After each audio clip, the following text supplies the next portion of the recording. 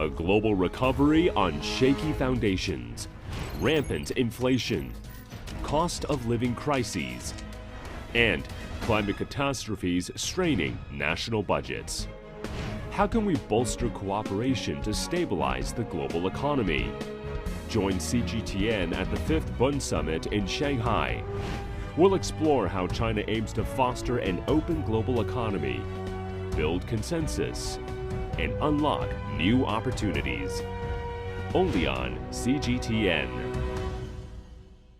A global recovery on shaky foundations, rampant inflation, cost of living crises, and climate catastrophes straining national budgets. How can we bolster cooperation to stabilize the global economy? Join CGTN at the 5th Bund Summit in Shanghai. We'll explore how China aims to foster an open global economy, build consensus, and unlock new opportunities. Only on CGTN. Welcome to our special program on the opening ceremony of the Bund Summit 2023, coming to you live from Shanghai. As premium international financial forum in China, the Bund Summit brings together global leaders each year to engage in constructive dialogue and chart a course for sustainable global development. As a strategic media partner of the event, CGTN will be bringing you live coverage of the opening ceremony and key sessions throughout the summit this year. With the theme of China and the world, a new journey, this year's summit will focus discussions on 4 key topics: green development, international finance, asset management, and fintech. These issues are pivotal as China continues opening up its financial sector and contributing solutions to shared global challenges. Jointly organized by the China Finance 40 Forum and the China Center for International Economic Exchanges, the summit brings together almost 700 guests this year, including global financial leaders, institution heads, and academic luminaries at the Bund to explore the common challenges confronting China and the world in a new era, and to chart recovery and growth pathways for shared prosperity. The opening ceremony is now underway at the summit venue. We'll be bringing you live coverage of 2 upcoming international dialogues in just a few minutes. And the first dialogue will be between Dr. Henry Kissinger, former U.S. Secretary of State, and Professor Qian Ningyi from the School of Economics and Management at Tsinghua University. Immediately after is a dialogue between Robert Rubin, 70th U.S. Secretary of the Treasury and co-chair emeritus of the Council on Foreign Relations, and Professor Huang Yiping, Deputy Dean of the National School of Development at Peking University. Of course, these 2 sessions with such knowledgeable and influential speakers from both countries will lead to thought-provoking and constructive discussions. And now let's go to the opening ceremony and listening. International relations. That element is that we are creating through our individual national effort an intelligence that is partly competitive with our own, and for which it is difficult to predict what direction it will take. So every country in developing artificial intelligence has to be sure while to attempt to prevent that intelligence from doing things that are dangerous. And these efforts will in time have to be merged. But at first, and that we advocated in the book, is that each industry or or governmental unit that develops artificial intelligence should create a unit within itself that points out the implications of what they're doing. And for us, being related and committed to free trade is a hard decision. And for you too, it is a difficult decision how to organize it, that we are not injured by our own creations that can do tremendous good in the treatment of diseases, in the dealing with climate change. Then these individual units should gradually be merged into some global organization. But before that happened, China and the United States need to conduct a serious dialogue on this matter. We are the two countries that are most advanced in artificial intelligence. So we are the two countries that have a special responsibility. I had the honor of discussing this at great length with your leadership. And I believe that dialogues to that effect will be organized in the next weeks. I don't only believe it, I know it because I'm part of the organizers. And we are in the process, and we are having constructive discussions, very constructive discussions with senior Chinese leaders, in which both sides recognize the gravity of the issue. So you are strongly recommended for the dialogue between the US and Chinese government leaders on the development of AI, because China and the US are the two most important countries, the economies in the world in this area. I read your book with great interest because in the book you focused very much on the implications of AI on world order and world peace. And based on your experience as a statesman in the last 50 years, you emphasize that in the nuclear area, the logic of mutual assured destruction implies that nuclear weapons will not be used and the world becomes safer. But you worry that there is no such a logic yet for AI. So there is a difference between the age of AI and the age of nuclear weapons some years ago or even today.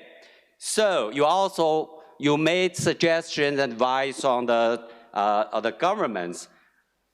How would you offer your advice to the business leaders and scientists in developing AI technologies? Well, first, let me explain the difference in the age of nuclear weapons in which we still live and which are still extremely dangerous. A series of agreements between governments has prevented the use of nuclear weapons for 78 years. That is a tremendous accomplishment.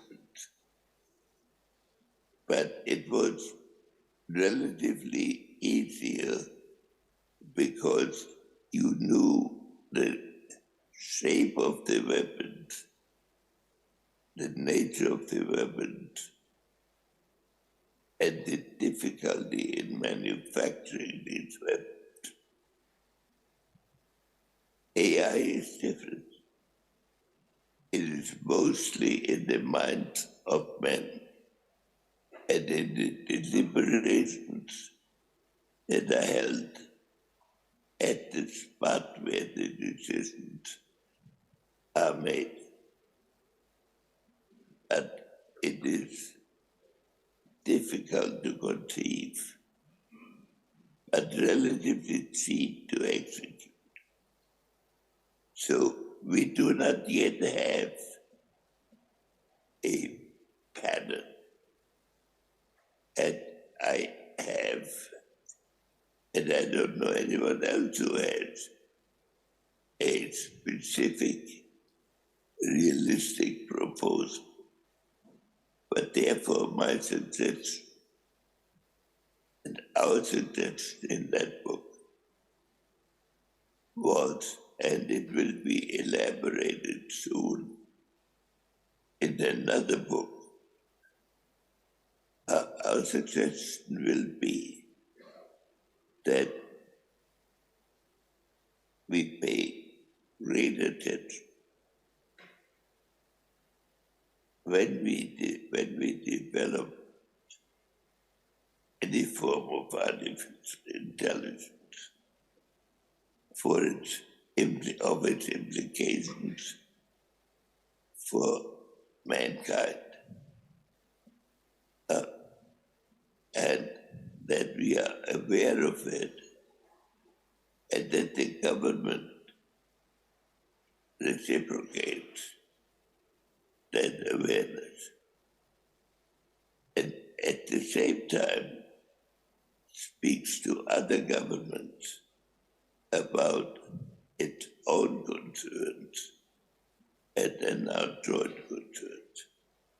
I'm confident that within the next weeks, we will have a Chinese-American track 2 type group that will address these questions, for which there is no answer yet, but for which there is an answer essential for the sake of humanity, because it can get out of control for its own originator. So there is no country that can have an exclusive control over it. And I believe that both governments will approach it with seriousness, and that other countries of high technological development will join very quickly. It's not something that China and the United States can impose on the world, but they can lead the world in that direction. So you are making a very important point that even though the nuclear weapons are very, very dangerous, but the implications are well understood and relatively easier to control. In the age of AI, in the case of AI technologies, actually it's become more difficult and more complicated, which actually requires many countries to collaborate. We appreciate very much for your insights on this very important emerging issue. The next issue I'd like to discuss is global governance, in particular in the age of AI.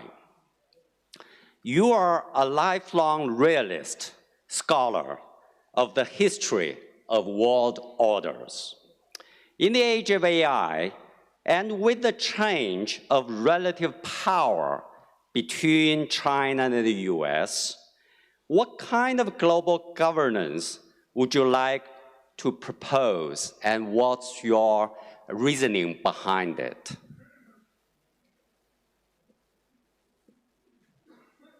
Now, you have to understand that I am working on this as a private citizen, and that everything you have heard is made by a private citizen and not the United States government. And that I don't pretend that I can now organize the world sitting at a forum in Shanghai. What I'm saying is this is necessary. And it is necessary because the inventions of each side can threaten itself. And so they have to learn,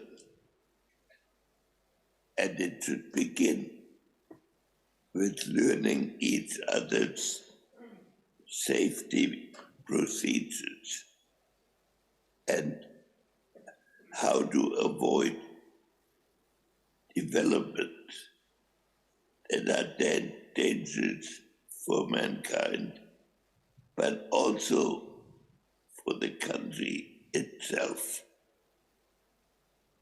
So there is a new element that artificial intelligence brings to the situation. And so if a dialogue between China and the United States develops, which I hope and believe will happen, we should associate other countries with it and have a contribution to make. But I cannot outline exactly how this will happen. It will require dialogue, and it requires a mentality that avoids unilateral advantage, because here we are talking about the safety of every human being, and it's not a bilateral danger. It shouldn't be an instrument of war in the traditional sense.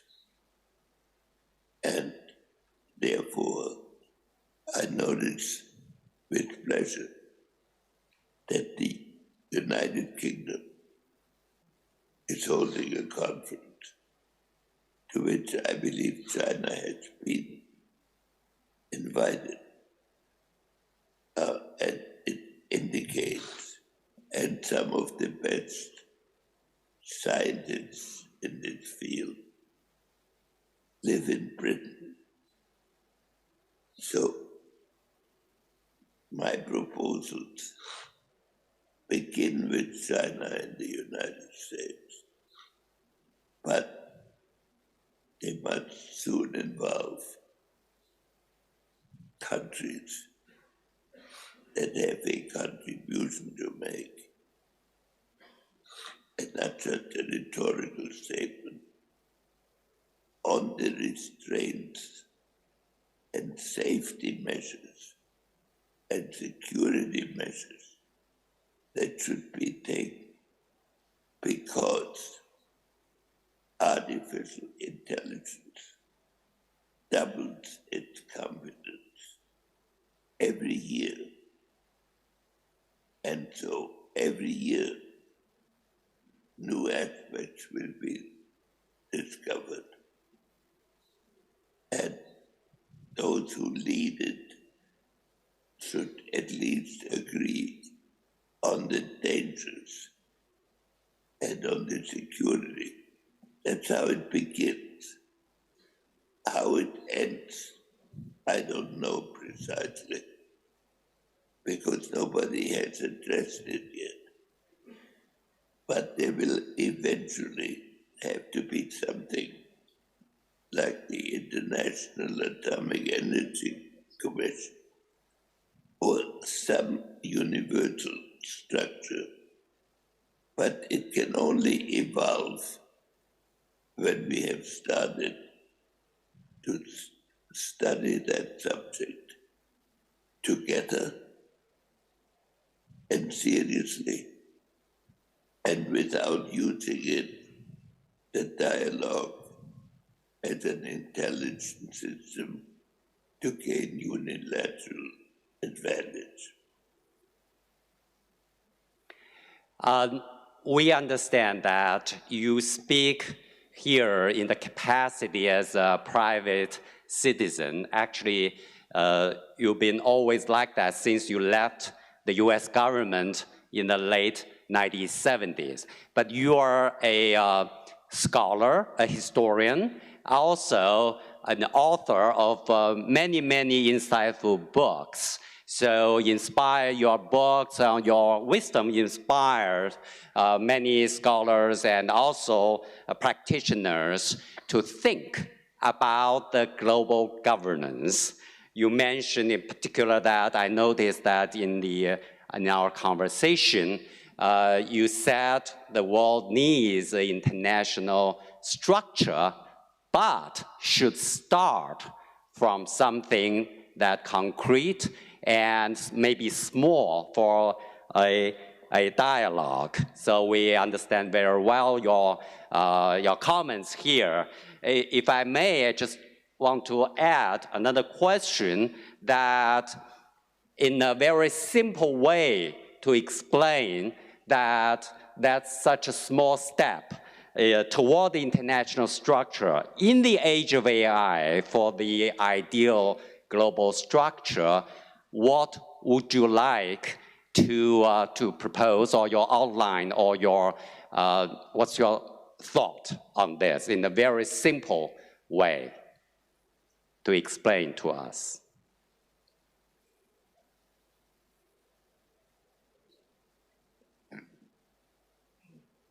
There first has to be a recognition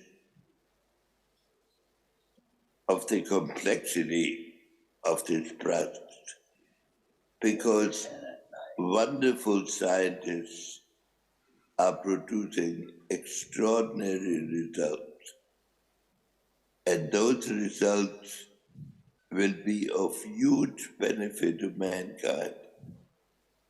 And I can only congratulate these scientists.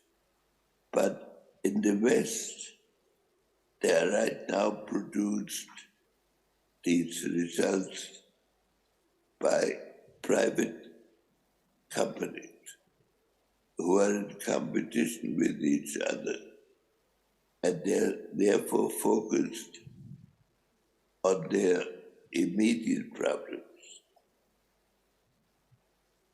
In China, there is a government control of these projects, but that means they will have a military application in the back of the mind of the organizers. So we will have to make our research relevant to some set of standards. And China has to create an opening by which we can understand what it is doing, so that we do not live in constant fear of each other. But I don't want to go into the detailed supporting these efforts.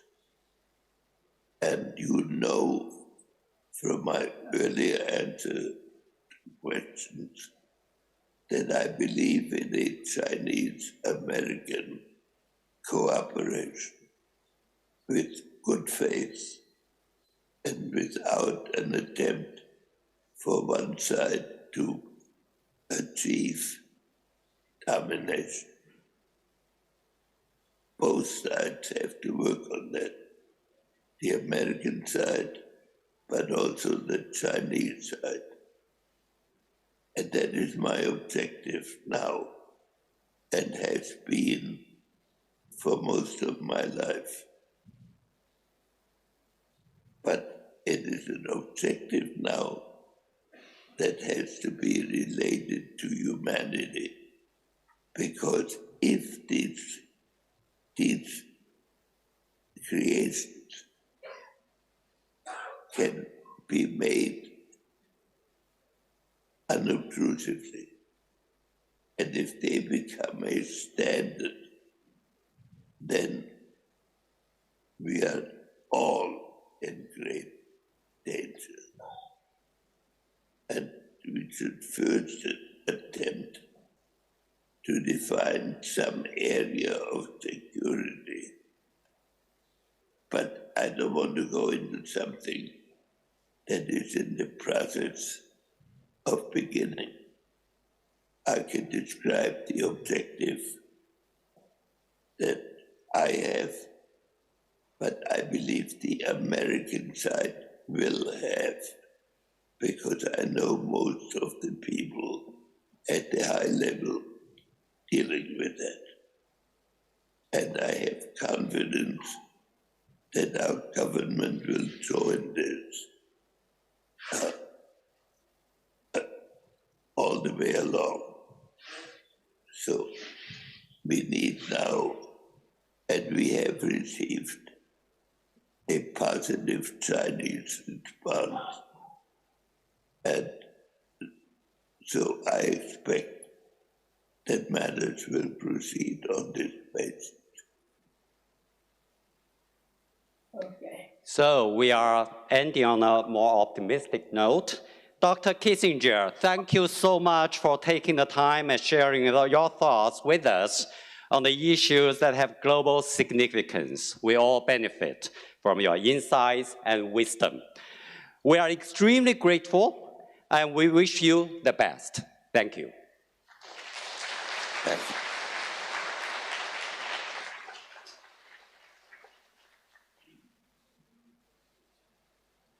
Okay, thank you so much, Dr. Kissinger and Professor Tian, for your profound views on China-US relations and your precious suggestions on AI and global governance.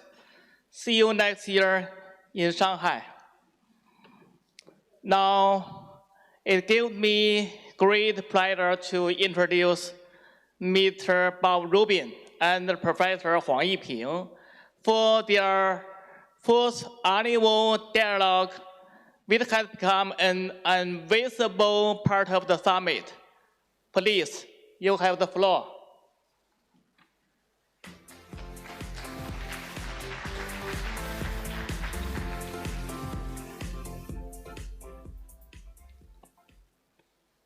Do we have Bob online?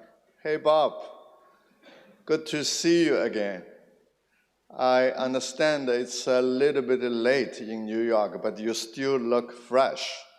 I have a few questions to discuss with you, and I'd like to hear your insights. Let me start with the Fed policy.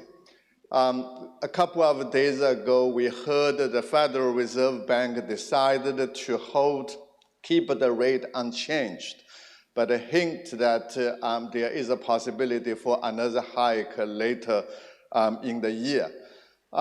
This is a bit surprising to me, I think also some other market participants. We believe that the Fed was probably a little bit too slow in dealing with the inflation problem at the very beginning. But now it looks like it is doing a fantastic job. We are seeing a soft landing. Inflation rate is coming down, but the growth remains stable. During the early part of the year, I visited the Federal Reserve Bank in DC with a couple of colleagues, and the staff of the Fed told us there was a possibility of a mild recession later in the year. But now it looks like nobody is even mentioning about the recession. So it looks like a quite successful soft landing. What is your take, Bob, of the US economic outlook? Well, I think you've summarized it reasonably well, Yuping, but I have a somewhat different view. Okay. Core inflation is still about 4%, which is an unacceptable level. There is still considerable wage pressure, although it has come down some. So I think it's too early to tell what's going to happen with inflation. But with 4% inflation, we still have inflationary expectations that are higher than we would desire, that are desirable. So I think it's uncertain what's going to happen.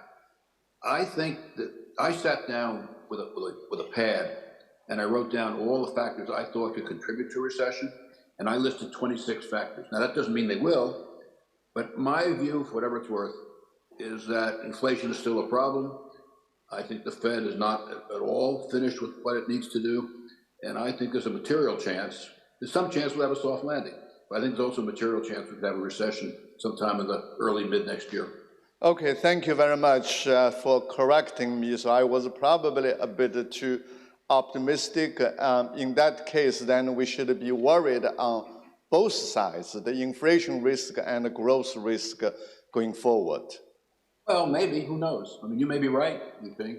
I'm just telling you what I think. I would trust your views than mine, especially on the US economy.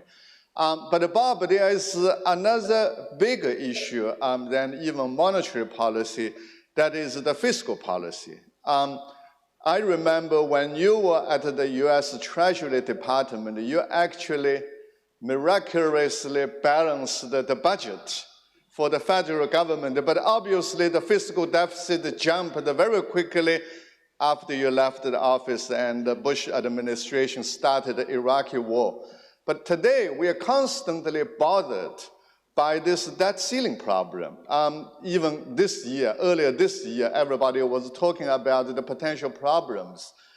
Recently, I understand that the Congress suspended this debt ceiling until January of 2025. But looks like it's a continuous issue for the US government. Somebody even suggested that to completely abandon or remove the debt ceiling.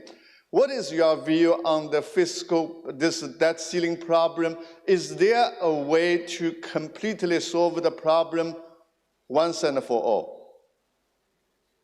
Well, YP, I think what I would do, what I think should be done, is I think we should get rid of the debt ceiling.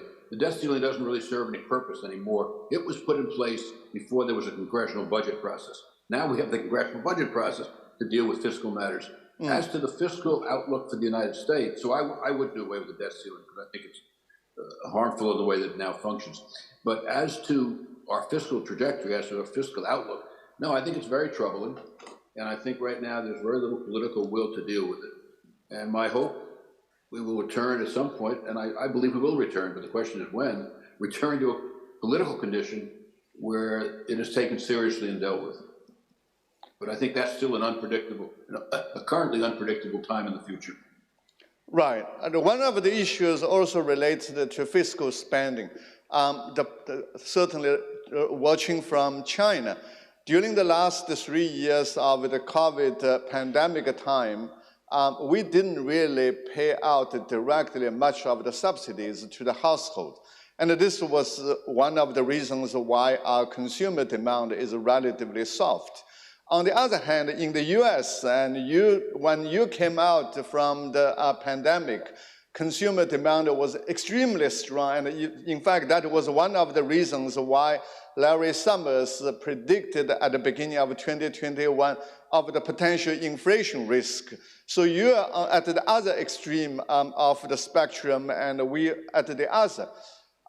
In your view, especially keeping in mind of the fiscal problem challenges you face and we probably also face, how much do you actually support the practice that during the COVID time, the government handed out lots of money to the household?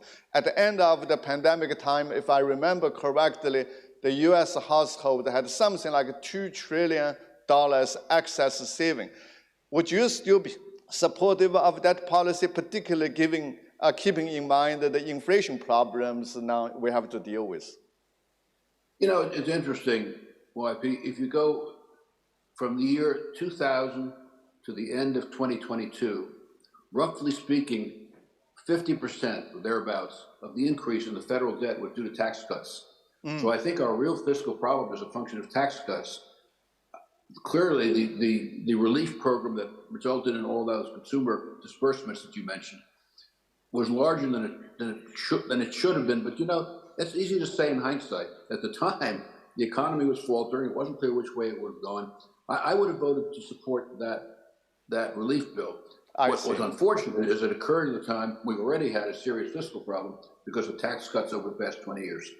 Right, so it's the right thing to do, but put together, it added to the fiscal challenges, especially on the cut of the on the tax side. The other question I also like to ask you is about the possibility of Trump coming back. Now, this is a bit too early, but Bob, I remember during our earlier conversations, well, going back to more than 12 or 13 years now, you first correctly predicted the winning by Obama at the end of 2008. I still remember it was in Beijing. And then in 2020, this was also on this forum, you predicted the winning by Biden, and you were right on both. I know this is a bit too early to say anything definite about the outcome of the 2024 presidential election. But this is an issue, in fact, everybody watches very closely. When we were in the US earlier this year, some American think tank experts told us that the biggest wild card is actually Trump coming back for the US and maybe also for China. What is your take? Is he a real possibility, or you think he's out? I think the best answer is who knows. But to move from that, I would say, YP, there are a lot of people who think that Trump may be in a better position than Biden. I don't think so, because I think what's going to happen, and by the way, I'm not a political analyst, I'm not licensed to practice politics, but I've been around it for a long time. I think when people get to the election booth, they're going to look at Trump, who I think would be a horrendous choice, not just for the United States, but for the world. And they're going to look at Biden, and while Biden is far from perfect, I think they will decide that Trump is simply unacceptable. But I may be wrong. That's my view, but you know, some people share it and some people don't. So if you have to bet, you still would support Biden and bet Biden winning the election? Well, I surely would support him, but I would even bet right. on it, yeah. Yeah, I remember your political standing, of course. Well, yeah, no. There's another issue then.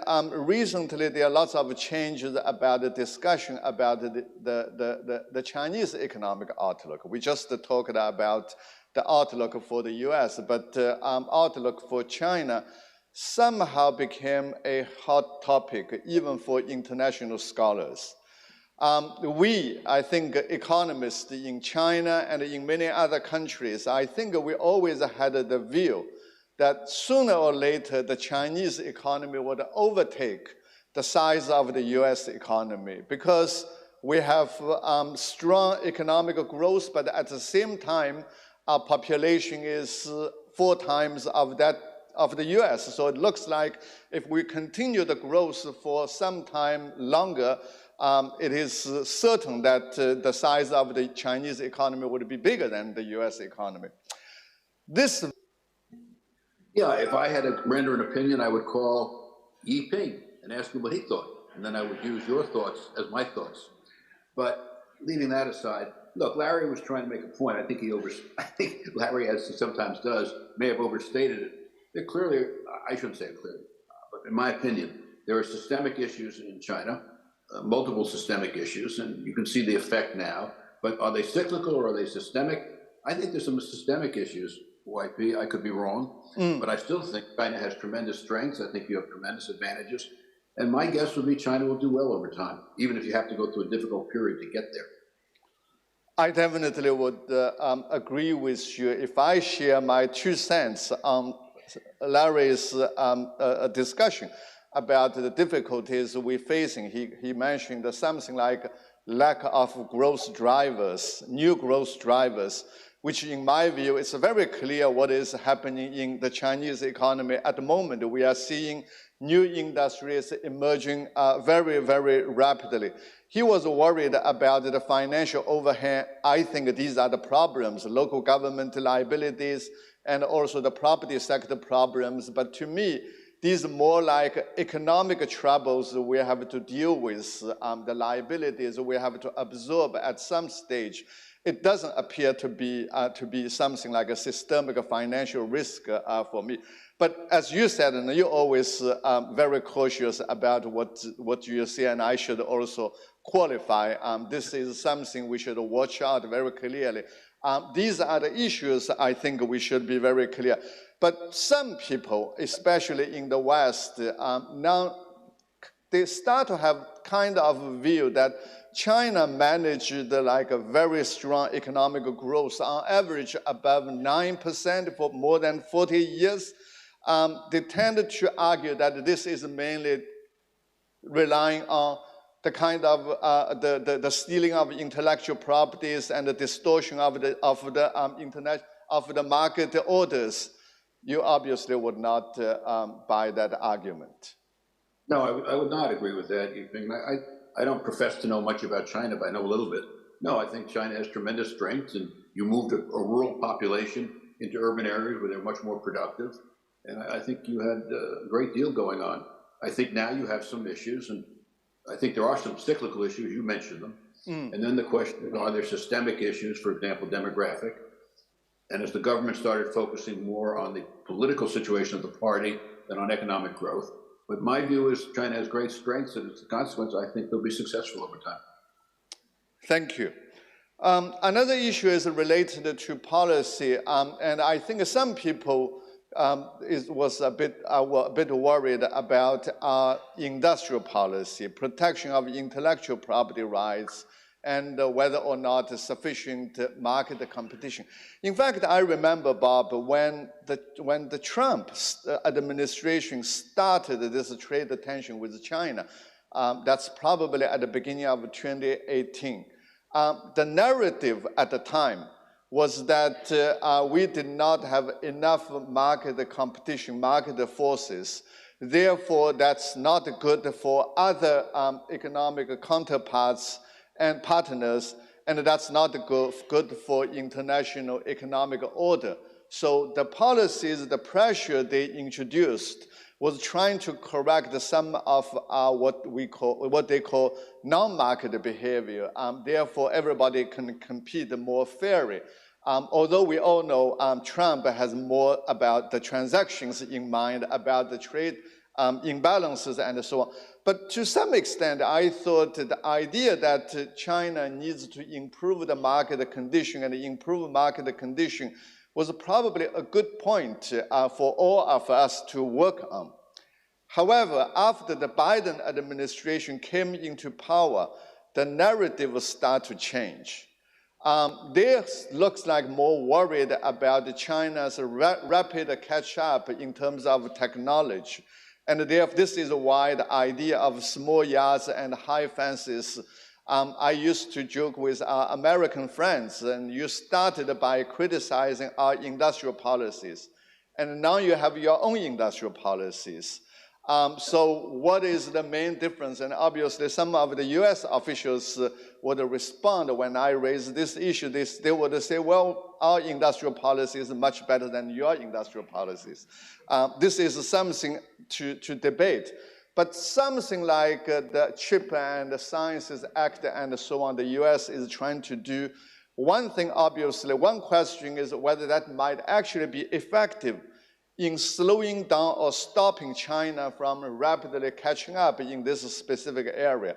But more importantly, whether these policies would be effective for, as industrial policy for promoting technological innovation and industrial upgrading in the US. Do you have a view on industrial policy in the US? Yeah, I do, YP, a pretty strong view, actually. I think that if you look at what Biden has done so far, they talk about it as if they talk about it as industrial policy and sometimes as trade restrictions, but I actually think it's something different. Mm-hmm. I've talked to the people involved in designing this. I think it really is dealing with externalities. Now, you may agree or disagree with the decisions they made, but they felt to protect our national security and economic security, there were certain areas in which we had shortfalls that markets wouldn't address, and that's what they were going to do with their legislation. Now, if that's all they're doing, that it seems to be as consistent with traditional economic policy. Now, if they let that move over into trade protectionism or picking winners and losers, then I think they're on a wrong track. But at least so far, at least predominantly, I don't think that's what they've done. So it's not narrowly defined industrial policy. It's more for national security concerns. And economic security, and it's not picking winners and losers.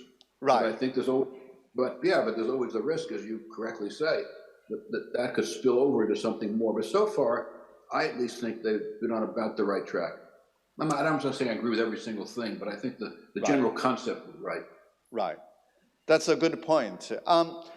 My observation following that is that while the US didn't like our industrial policies before because they think that's not fair, the restrictions they're imposing on the technological sector, to some extent, I think is creating something like an industrial policy environment. So I give you an example. Some of our leading companies initially wanted to sell their company to American counterparts because the US companies have much more advanced technology and a much lower cost base. In that case, it will be very difficult for our company to compete with them in an open international market.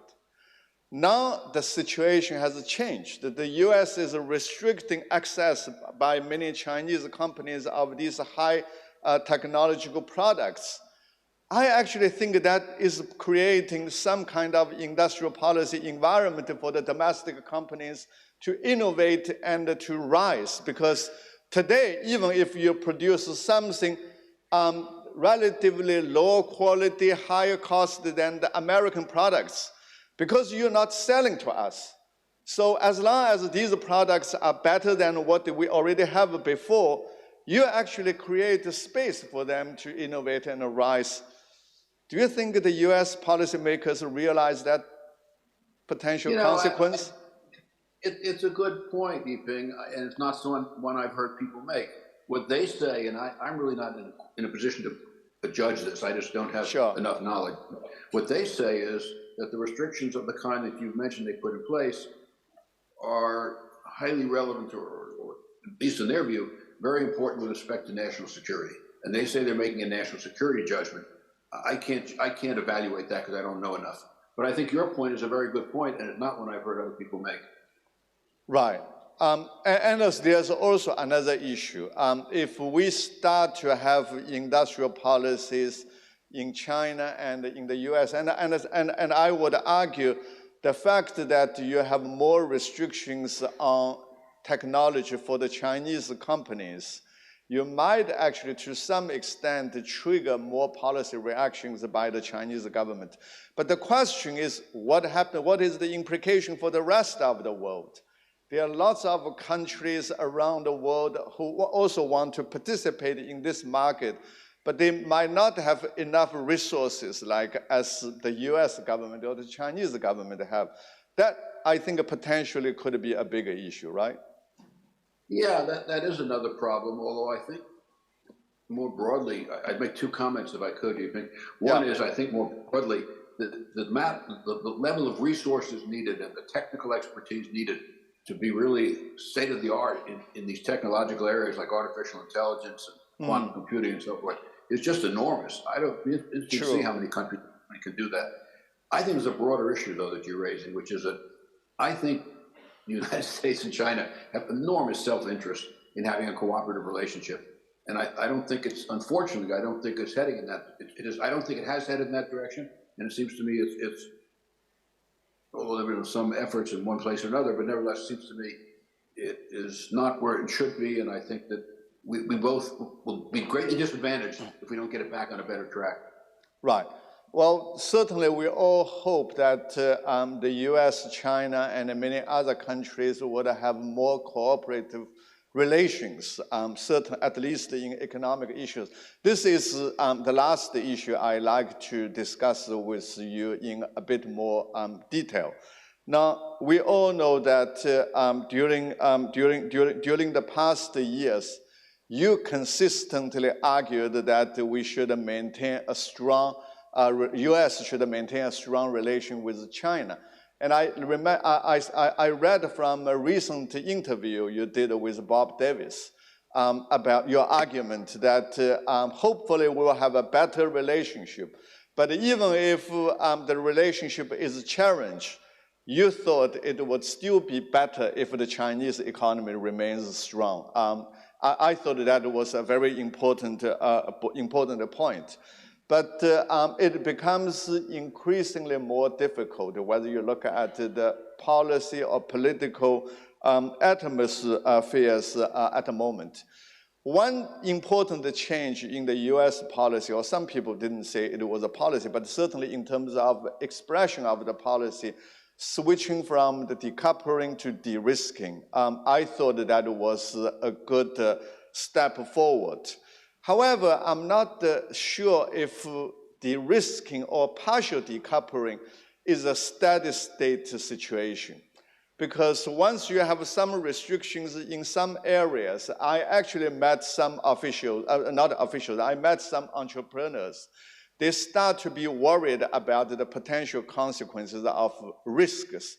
For instance, if you're in an industry which is not immediately restricted by the US policy, but you think about the potential risk of being restricted, and then a rational response is stay away from the US market. And I think people in other countries would do the same. Again, the supply chain issue, the friendly supply chain, China plus one, how serious is the risk that we eventually might suffer from this potential consequence of much, much more complete decoupling? Well, no, it's a good question.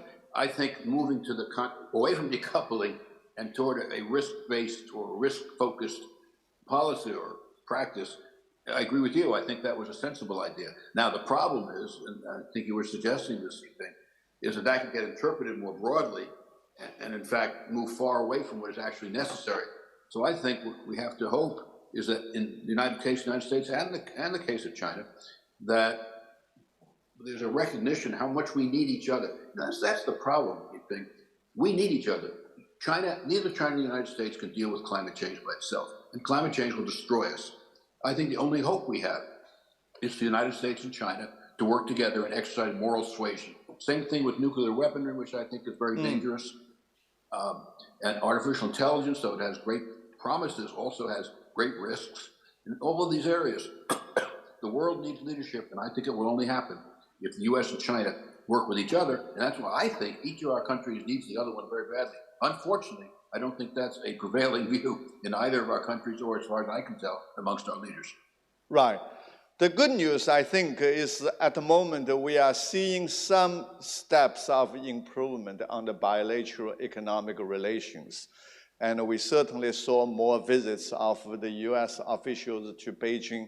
I met some of them when they were in Beijing Looks like the US visa for Chinese students also growing quite rapidly at the moment.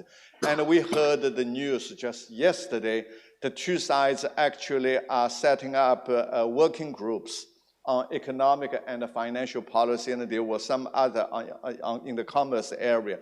So I think all these are very positive steps going forward.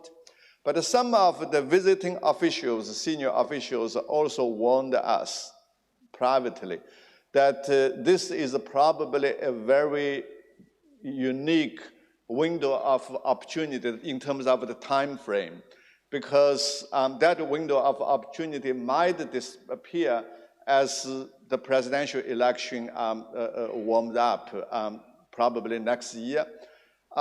So I guess the question now is, what concrete steps we can take? I mean, I 100% agree with you. Early on, you always argue we need more cooperation, more exchanges to maintain a strong policy. Are there anything concrete that you would recommend or suggest for us to do in the coming years or coming months? Yeah, I think there are a couple of things.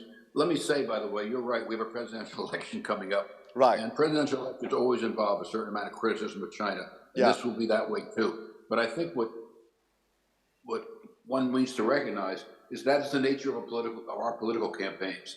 And I don't think one should take that, at least it's my opinion, probably shouldn't take that seriously at all, actually. Just treat it as, but in terms of concrete steps, I think the most concrete step we could take is if the leaders of both our countries got together and recognize, as I said a moment ago, they need each other. Yeah. We cannot deal with climate change and the weaponry, the risks of AI and much of pandemics and so forth by ourselves, and neither can China. But together, the moral suasion that we could exercise, especially since we have different political systems, I think that actually helps in that respect, could be enormously useful. So I think one concrete step would be the leaders to get together and see if they can fashion a better understanding of our mutual self-interest. Another is conferences like the Bund Summit. I think interpersonal conferences, interpersonal interconnection, whether it's in the academic world or the arts or politics or whatever, in business, finance, I think all these things increase the understanding in each of our countries of the other country's views, problems, and issues. And I think that's very constructive. So those are two things, at least. Thank you very much. Absolutely, Bob. The dialogue between you and us is a good evidence of goodwill still existing, and people on both sides still want to work hard to improve the economic relations, and there's still lots of jobs to be done. As always, Bob, thanks very much for your insights today. This is, if I remember correctly, the fourth time you're joining me on this summit, and I look forward to doing it with you over the next 20 or 30 years. We just had Dr. Kissinger online. Yeah, I heard Henry. I could hear his German voice in the background. I'm actually seeing him next week, so we can compare notes. That's right, yeah. Okay, thanks again, and take care. I look forward to seeing you in person or here again. I look forward to seeing you in either Beijing, Shanghai, or New York. Yes. Okay, yes. so long, Yiping. Thank you very much. In such a highly uncertain global economy, Ben, how do you see China's role in the global economy right now? What kind of opportunities do you see on the Chinese mainland for Standard Chartered? Yeah, of course, China is such a big economy, and with the opening up of China's financial system and capital markets, that will present huge opportunities. Now, fundamentally, I think the world remains very underweight China. China accounts for 18% of world GDP, but the amount of financial assets being allocated to China is anywhere between 3 to 4%. So still significant underweight. Likewise, China's also very underweight the world, right? The amount of financial wealth that's being accumulated right now, it's fundamentally primarily in China, and it has got to find its way to diversify into the global, I would say, financial instruments. So that inflow, outflow dynamics will be structurally very, very positive. On the top of that, you also have the currency play, which is around RMB, which obviously right now it's still nascent, but the prospect of its growth is actually very, very promising. What are Standard Chartered's views when it comes to the growth opportunities here in Asia? First of all, I think Asia is presenting huge opportunities. As a matter of fact, I think the next era, or next decade, will be Asia's era. Fundamentally, not only is Asia presenting more and more growth delta, I think next few years, Asia will be growing 2x of the Western world. But more importantly, Asia is becoming of the size and scale that will contribute significantly to the proportion of world growth. If you look back maybe 30 years ago, only 1 out of the top 5 countries in the world is from Asia. Today, it's 3. If we want to fast forward another 10, 15 years, 4 out of the top 5 will be from Asia. So that engine of growth will become very, very significant. And when it comes to Asia, then what we see is Standard Chartered's network is actually very, very strong. As a matter of fact, second to none. So to be able to capture and deliver solutions to our clients is something that we are really eyeing for.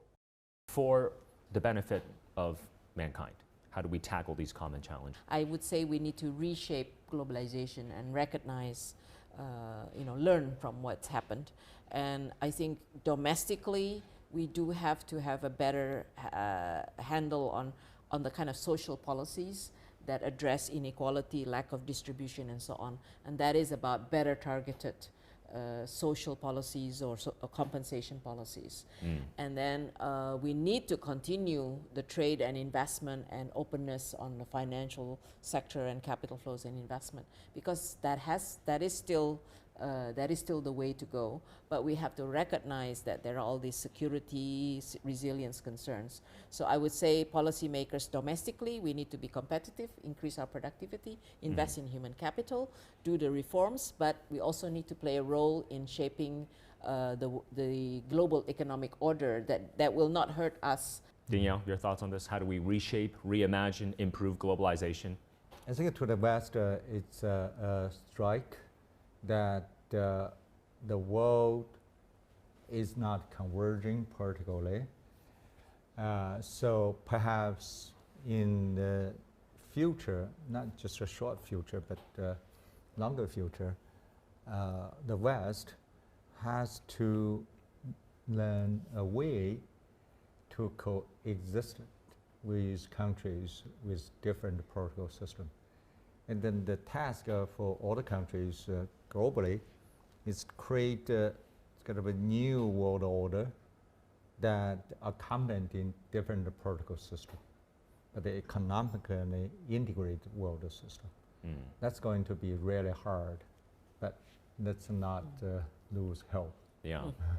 For the benefit. The live streaming of the 2023 Bund Summit live from Shanghai. And the 5th edition of the Bund Summit officially kicked off this morning with the theme of China and the World, a New Journey. And we just heard from 2 very insightful international dialogues, one between Dr. Henry Kissinger, the former U.S. Secretary of the State, and Professor Chen Yi from Tsinghua University. And the other dialogue was between the former U.S. Treasury Secretary Rubin and the professor from China's Peking University, Huang Yiping. And now the summit is heading for a very short break.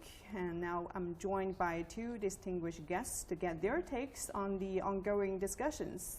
And I'm very delighted to be joined by Diana Parusheva-Lowry, the Executive Director of the Public Policy and Sustainable Finance at the Asia Securities Industry and Financial Markets Association. Welcome. And Dr. Qin Yong, the economist of China Pacific Life Insurance. Welcome to the show, ladies and gentlemen.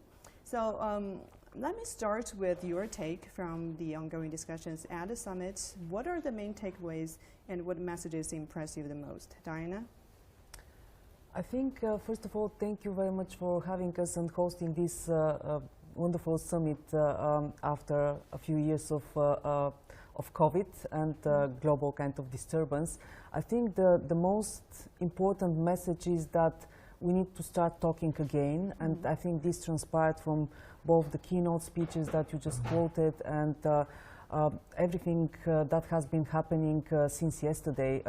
We see so many people from around the world gathered here, and everybody is so enthusiastic and really the opportunity to speak again with each other, I think is the most important message from this summit. So far. And Dr. Qing, do you think the summit has provided very effective communication platforms? What impressed you the most? Yeah, exactly. I mean, yeah, I should say I'm glad to be able to attend in the summit. Is also my first time. And what impresses me most is that it's not a window for one side to lecture on the other side. It's actually the most open, frank, and for the utmost is on equal term discussion and talks among people from different countries, from China, from the US, from EU, and from Japan. And also people are from different backgrounds. There are officials, there are economists, and I think these discussions are very insightful and constructive. Well, a lot of important issues were discussed at the forum. Indeed, the world today faced a lot of shared challenges. Diana, what are the most pressing issues that you pay attention to the most? Well, I think you can judge from my title, actually, a lot of things that are happening in terms of global governance and public policy, but also some of the kind of pressing challenges that we see, like climate change and artificial intelligence. I think Dr. Kissinger spoke at length about the challenges that artificial intelligence poses in front of us. And I think with climate change, we actually have ongoing dialogue globally and between the major economies and countries, including China. But artificial intelligence is a new theme that we have to really perhaps focus and be a bit more frank about. And I really hope that from what I heard so far, people starting to get awareness that this is not a solo event. We really have to gather around the table as with other global challenges and discuss them together. Well, climate change has also become a prominent issue for the financial industry as well. Dr. Qing, in your opinion, what can the financial industry better adapt to the needs of tackling climate change and promote sustainable development? Yes, actually, I heard a lot that people are worried about the climate change and all the measures different government and entities taken to cope with it, because they think that it would be some negative effect on our industries and on our economies, especially the supply chain. But for me, I think it's exactly a very promising chance for the industries, related industries and companies to change their directions and to do some innovations. So as for the financial sectors, they should be more active in this realm and help our entrepreneurs and enterprises to invest in this realm, in this field. And yeah, I think it's kind of promising industry in the future. Right. Well, talking about the working among different industries and the government, and especially among all the countries working together, one issue is of a vital importance is standard setting.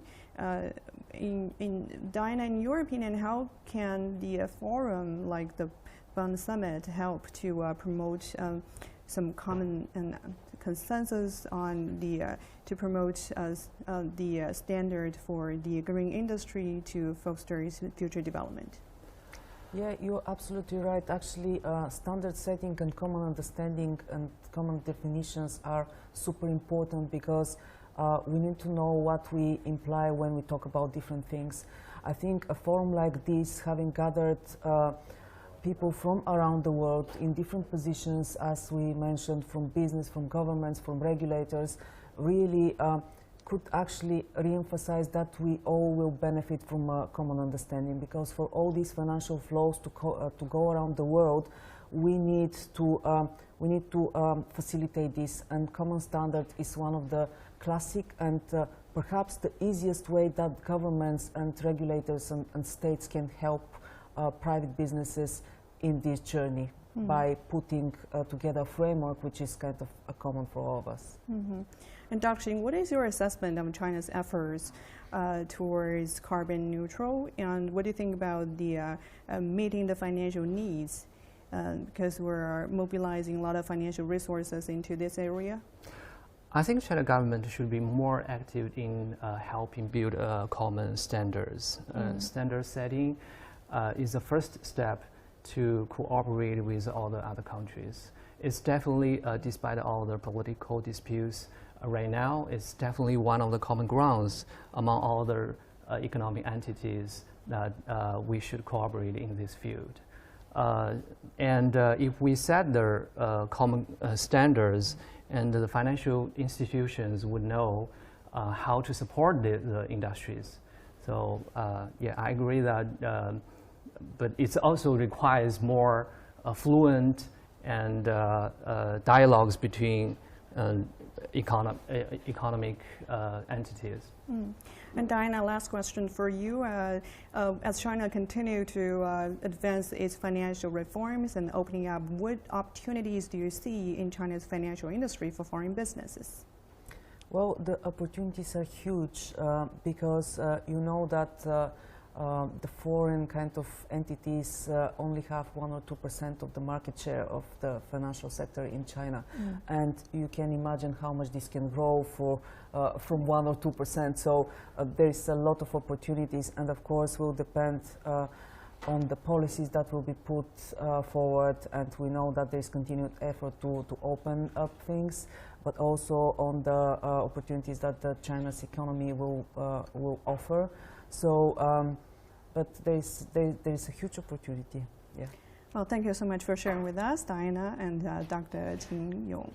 And that's all the time we have for this break, because the summit is going to resume very shortly. We have a lineup of heavyweighted speakers coming up soon. Let's go to the summit venue and listening. A global recovery on shaky foundations, rampant inflation, cost of living crises, and climate catastrophes straining national budgets. How can we bolster cooperation to stabilize the global economy? Join CGTN at the 5th Bund Summit in Shanghai. We'll explore how China aims to foster an open global economy, build consensus, and unlock new opportunities. Only on CGTN. A global recovery on shaky foundations, rampant inflation, cost of living crises, and climate catastrophes straining national budgets. How can we bolster cooperation to stabilize the global economy? Join CGTN at the 5th Bund Summit in Shanghai. We'll explore how China aims to foster an open global economy, build consensus, and unlock new opportunities. Only on CGTN. A global recovery on shaky foundations, rampant inflation, cost of living crises, and climate catastrophes straining national budgets. How can we bolster cooperation to stabilize the global economy? Join CGTN at the 5th Bund Summit in Shanghai. Please be seated. We will start the keynote speeches very soon. As we know, green development is a key theme of the Bund Summit, and addressing climate change requires international cooperation. And many of our previous guests talked about global, bilateral, multilateral cooperation in addressing climate change and sustainability. The next speaker is Mr. Xie Zhenghua, Special Envoy for Climate Change, Ministry of Ecology and Environment of the People's Republic of China.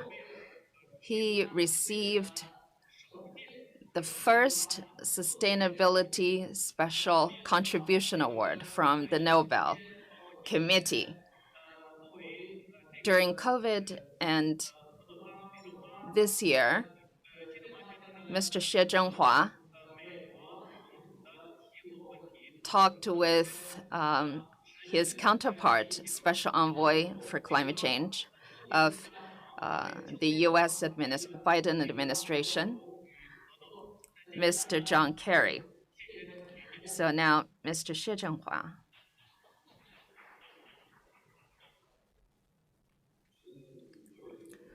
Honorable leaders, experts, guests, good morning. First of all, I would like to congratulate you on the successful organization of the 5th Bund Summit. I'm very pleased to take this opportunity to share with all the experts and colleagues in the financial sector information about the global and China's green, low carbon, and sustainable development. The global climate crisis is becoming increasingly severe and urgent, threatening the survival and development of all mankind and the well-being of future generations, and further aggravating the development imbalance between countries in the North and South. All parties should adhere to multilateralism, implement the Paris Agreement and the United Nations 2030 Agenda for Sustainable Development, and cooperate to promote green, low-carbon transformation and innovation. This year's United Nations Climate Change Conference in Dubai will complete the first global review under the Paris Agreement to assess the overall progress of the implementation of the agreement and the gaps in global climate action. Since the Paris Agreement was reached, countries around the world have proposed emission reduction targets that, if fully implemented, will keep the global temperature rise to 1.7 degrees Celsius, potentially realizing the agreement's temperature control goal of 2 degrees Celsius and preferably 1.5. However, the current actions taken by all parties will result in a global temperature rise of 2.6 to 2.8 degrees. If no action is taken, the global temperature rise could reach 3.5 degrees Celsius or higher. All countries should work together to avoid this scenario. Relevant international agencies have made a preliminary assessment of the funds needed for global climate action. Overall, the cumulative financial needs to achieve the autonomous contribution targets already proposed by all parties are $5.8 to $5.9 trillion by 2030, and a total of $98 trillion in investment will be needed to achieve the goals of the Paris Agreement. The global transition to a low-carbon economy will require an annual investment of at least $4 to $5 trillion. In the face of such a large demand, developed countries should first honor their commitment to contribute $100 billion a year and play the role of guiding and leveraging climate finance. At the same time, governments should establish long-term, stable, and strong climate action goals and policy measures, guide and mobilize the private sector and private funds, actively develop green finance, multilateral development banks, and international financial institutions should also strengthen their own reforms and promote a better combination of effective market and active market. Encourage and guide the flow of investment from all sources at home and abroad to green, low-carbon, climate-resilient, and sustainable development areas, and support related industrial upgrading, technological innovation, and infrastructure construction. We should also explore the establishment of a carbon market and carbon pricing mechanism to promote technological innovation and sustainable development. We should oppose trade protectionism and promote fair trade. Relevant studies show that if trade protection continues, it is expected that the price of photovoltaic modules in 2030 will be 20 to 25% higher than that under the globalization scenario, which is very detrimental to the realization of this year's G20 Leaders Summit, which agreed to strive for the global renewable energy installed capacity in 2030 to be 3 times higher than the 2030 target. Through the global review, we hope that all parties will work together to create an open and exclusive economic trade and investment environment and formulate non-discriminatory, encouraging a mutually coordinated fiscal, taxation, and financial policy so as to promote the realization of climate goals.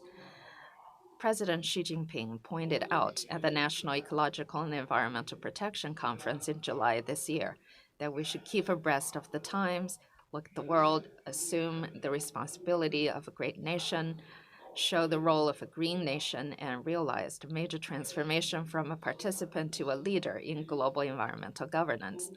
Under the guidance of Xi Jinping's thought on ecological civilization, China has actively promoted economic and social development and made positive progress. As of the first half of 2023, China's installed renewable energy capacity reached 1.3 billion kilowatts, exceeding the total installed capacity of coal power.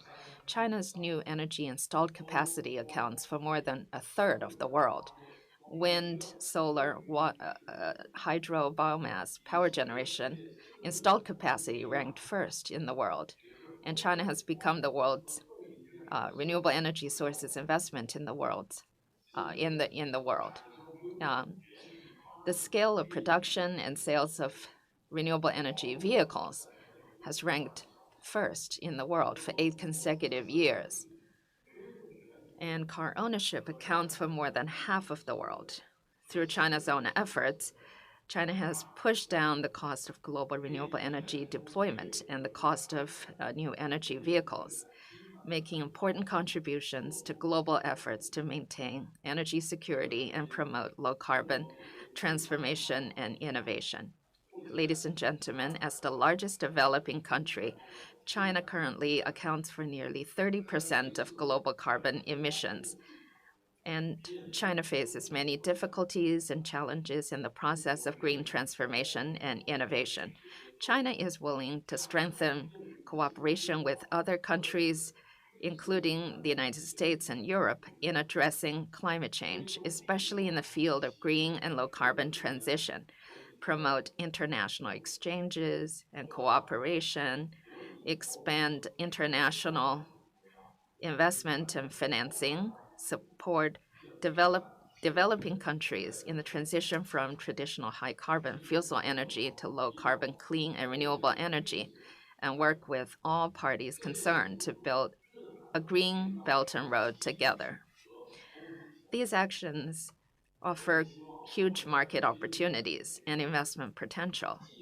We hope that our colleagues in the financial sector at home and abroad will continue to pay attention to and promote China's and the world's green and low-carbon transformation and innovation, and actively participate in this economic and social systemic change so as to contribute to the programs and wisdom for combating climate change and sustainable development. Thank you.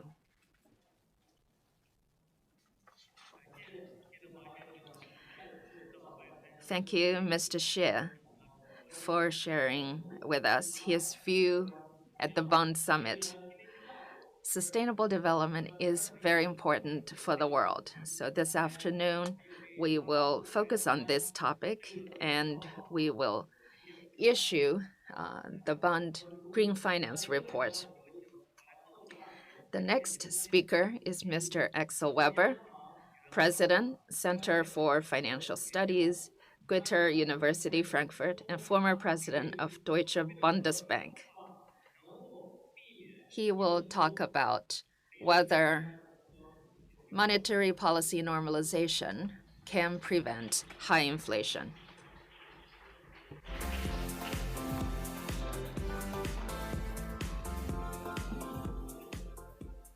Thank you very much. It's a pleasure to be here again after several years of virtual participation, and I do absolutely agree with Jean-Claude Trichet, who said there is a real value added in having physical meetings, so I'm very happy to be back here in China and here in Shanghai at this very critical juncture. Since we talk about monetary policy and the state of the economy largely already tonight at the dinner, I thought I also at the start focus a bit more on what was just being said, and that is where we stand at the global juncture, and focus a bit more on the global governance that needs reforming. And I think the monetary policy is what we will address over dinner.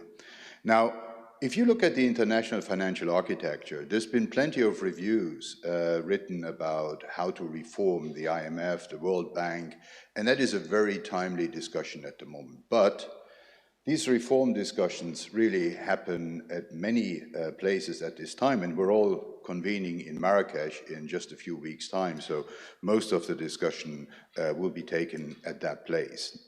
My point that I wanted to start off today was, if you take the, I think, most influential discussion you had on the international financial architecture, it was the Eminent Person Group report that was written under the leadership of Taman Shanmugaratnam, Jean-Claude Trichet, and many others about 5 years ago, more or less exactly, and many of the reform proposals have been implemented today.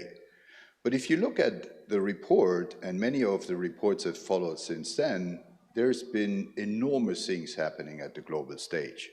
First, there are new geopolitical challenges. The commissioner talked about the war in Ukraine, and that has led to very strong discussions of whether the international financial architecture is still fit for purpose at this stage.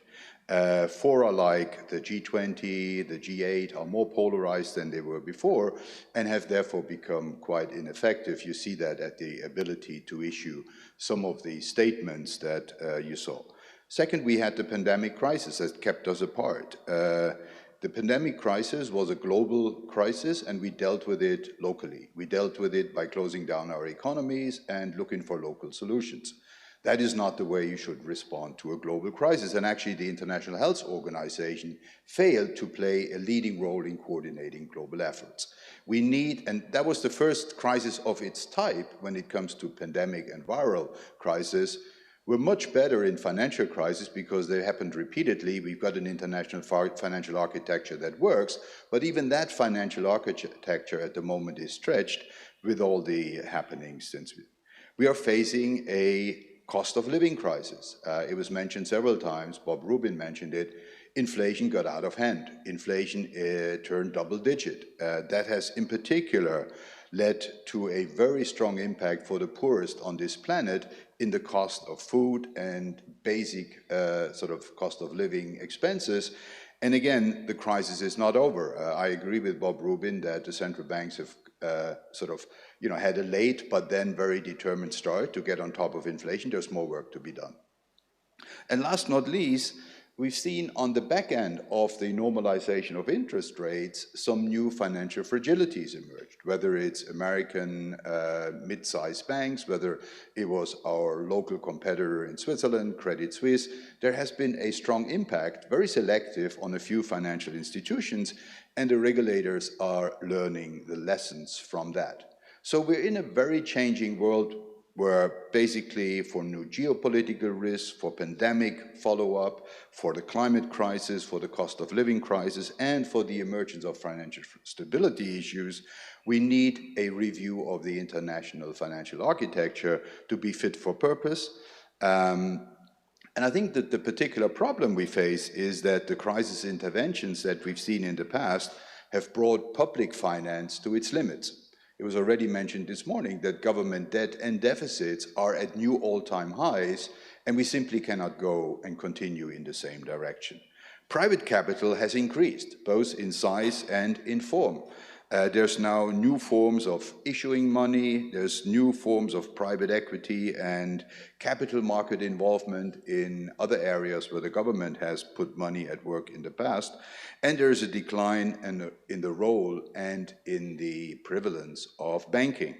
New forms of private-public partnerships are needed to move forward, and what I will focus on a bit is trying to identify some of the gaps that have evolved in the international financial architecture and give you at least some ideas on how to deal with those.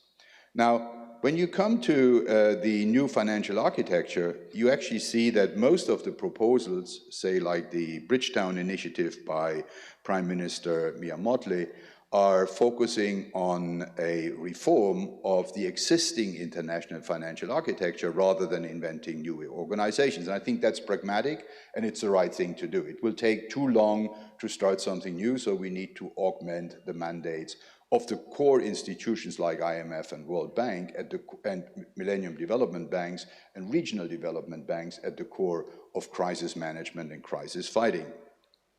The second issue that comes up is those organizations already have their funds committed to doing their current tasks. So you cannot have more involvement of the IMF, more involvement of the World Bank at the same price, because that would simply dilute their ability to fight financial or other crises that are core of their remit. So new mandates have to come with new money. And that's where, as the previous speaker just pointed out, there is a lack of commitment of new funds for the new task we do. Actually, that is a staggering disproportional amount of money that is committed to these new tasks relative to the amount that is needed for these institutions to focus on what they need to do. And finally, when you look at the various issues that these institutions face, you might have seen a recent announcement, a joint announcement by the managing director of the IMF, Kristalina Georgieva, and the new World Bank president, Ajay Banga, about how the two institutions want to cooperate and how they want to take their remits forward. And there will be a division of labor along the lines of what the institutions have done when it comes to financial crisis management, when it comes to poverty reduction, when it comes to other parts in their core remit. The IMF will largely focus on financial expertise, and the World Bank will focus on advice and grassroots business and being on the ground in many countries. There's a new discussion, and I think one example for that new discussion was the recent Paris summit on the Global Financial Pact, where basically now there is sort of in a new form of discussion, a discussion between what the Global North can do and what the Global South needs in order to move forward. And these various initiatives have one thing in common, that is they're trying to address the shortcoming of funds in some area by basically redistributing funds in other areas.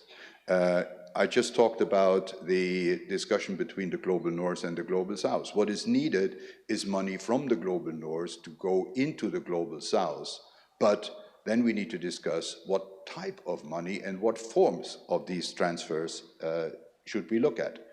When you look at the Bridgetown Initiative, they use the money of the IMF, the World Bank, and of the private sector through what is called innovative finance arrangements to basically increase the number of trillions of dollars committed. But when you look at deeper at the instruments, you can see that basically the instruments are either debt, which subsidized at subsidized rates or at preferential terms, or they're loans, unconditional in very many cases, not at penalty rates, they're grants, and they're innovative finance from financial institutions, which, when you look deeper, there aren't many specificities. It just says innovative finance. But having led a financial institutions for 10 years, you need to know exactly what type of instruments you can develop for which types of problems in order to say anything meaningful. What is less discussed, and in my view, unfortunately so, is the role of taxes and carbon pricing and carbon trading and certificates in order to deal with global climate change. There is a discussion of cross-border adjustment taxes, but as soon as that issue is touched, many countries and many discussions close down and shut down because they think it is something that will not fly in international finance. Even less discussed is transfers without repayments or direct investments of companies and countries of the Global North in the Global South. And in my view, we absolutely need to reverse that order. Those last things are the things we should discuss first, because if countries were able to get credit for doing the global climate action they need to do, they would have had that credit all along. The fact is that they don't have that credit and they don't have the funds. They need funds to be transferred from other countries that will benefit from these investments. And then I think if you look down at the discussion that we're facing, you need to go actually deeper. There are 4 action points when it comes to climate fighting by the international financial system, and let me just mention them. The first one is expanding the supply of clean energy. And the second one, very important also for China, is decommissioning the existing coal-fired power plants. Both of these are national policies very much in cooperation with the private sector to get on top of these problems.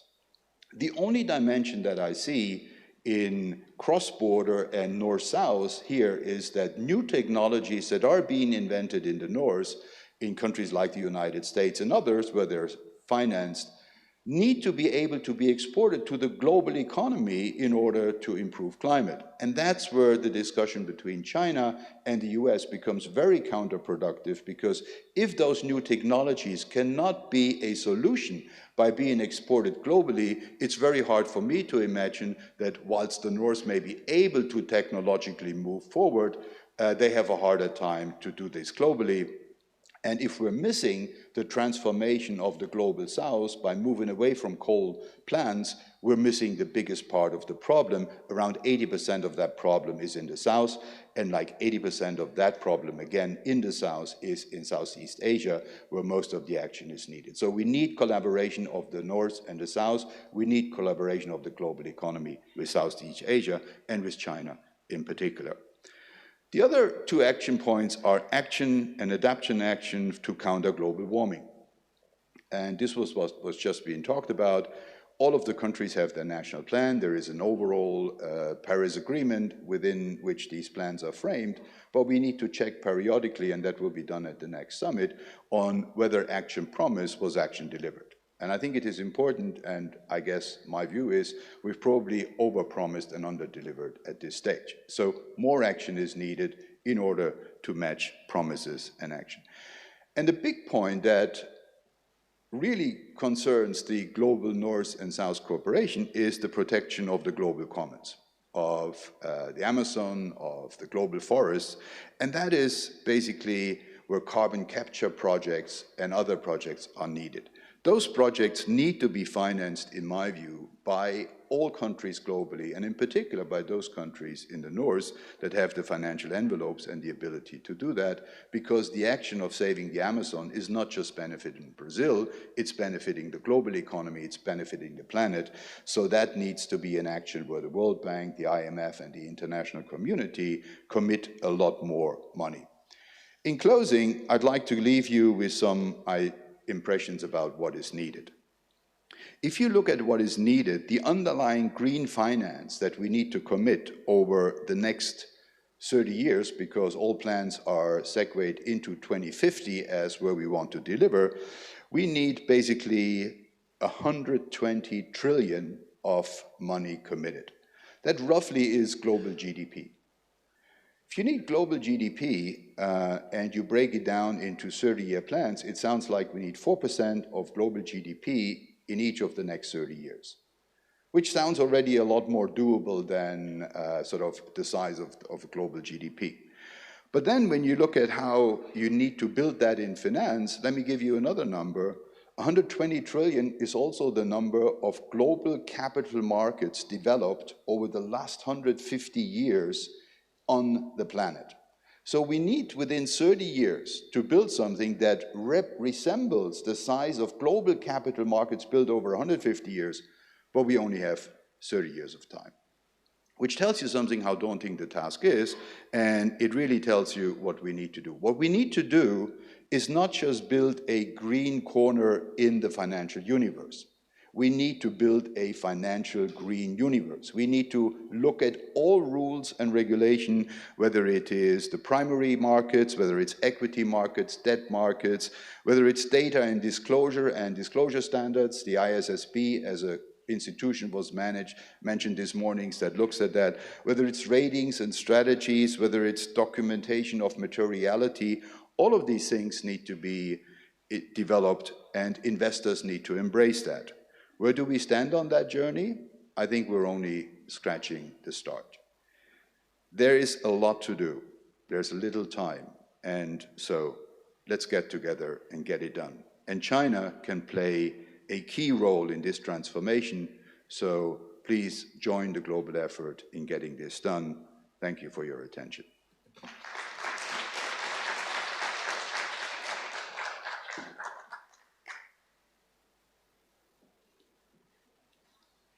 Thank you so much, Professor Weber, for your insightful speech and the great titles. 接下来呢，我们是有请 Okay, without further ado, let's welcome the chairperson of Hong Kong Exchanges and Clearing Limited, Laura Mei Leong Chang. So for your information, so she is academic advisor for CF40. For your information, Professor Xu was born in Shanghai. At the same time, in the securities market, Professor Xu has a resounding name for herself.